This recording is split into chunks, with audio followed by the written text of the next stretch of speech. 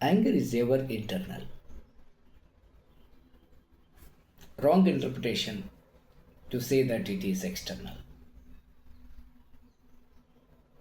Nobody can make you angry because that the moments of anger is in you. When it's being touched, automatically it comes out. Anger is internal, unadjusted, and ill formation of thought.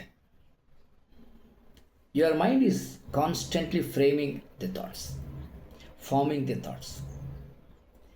Framing and forming the thoughts are not being logical, they may emit as anger, sometimes outburst.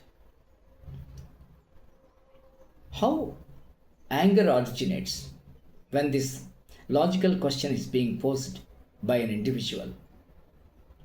When you recall some kind of painful memory, when you allow your mind to recollect, introspect only the painful events that had happened in your life, your mind is generating the source of anger.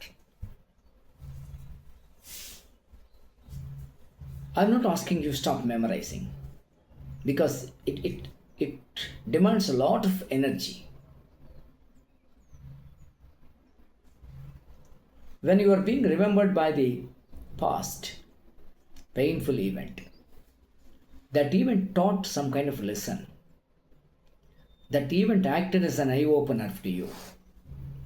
In that direction, you start contemplating. Painful memory may not be a source of anger for you. Think it. Wrong evaluation of events. Who are you? What you are made of? Are you made of the events around you? Are they made of the books around you? Are you made of the people around you? Or are you made of your self-analysis or self-education? So when you are being prepared, constructed by the events occurred before you, accordingly your mindset is being generated. Question yourself whether it is internal, external. Most probably it is internal. It is an internal, unadjusted, ill forming of ideas, thoughts. While framing of the thought, while forming of the thought, we are not sure how they are being generated, who are influencing, and what kind of influence is constantly touching the thought. I mean to say, this internal part is working very vigorously about the past painful events. Memory is a curse and also a boon to your mind. When you think of the curse side, it is a part that has the power to bring up some painful events of the past to the surface and make us to contemplate it continuously. Past is a buried activity which knows no power to change, to move anything. It's only a kind of memory. But unfortunately, anger will generate only from the source of the past, many a time. And our poor evaluation techniques of the events. That's why this course is meant for how to handle the situation at present. That's only the problem with most of the minds, especially young minds. At present, in what way we have to act, react, and learn the things are not known to individuals purely. That's why problems may arise. So, wrong evaluation. Something had happened before your own eyes. How could you receive it? How could you understand it? How could you identify it? What kind of impact and impulses are being constantly created in your mind? If it is wrong way, most probably it will be reflected, it will be transformed into anger. And our interpretation, interpreting that something injustice had happened to you.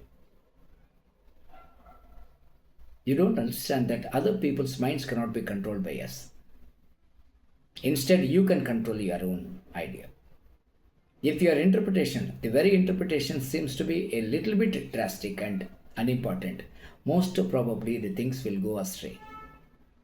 This is the bad consequences of anger.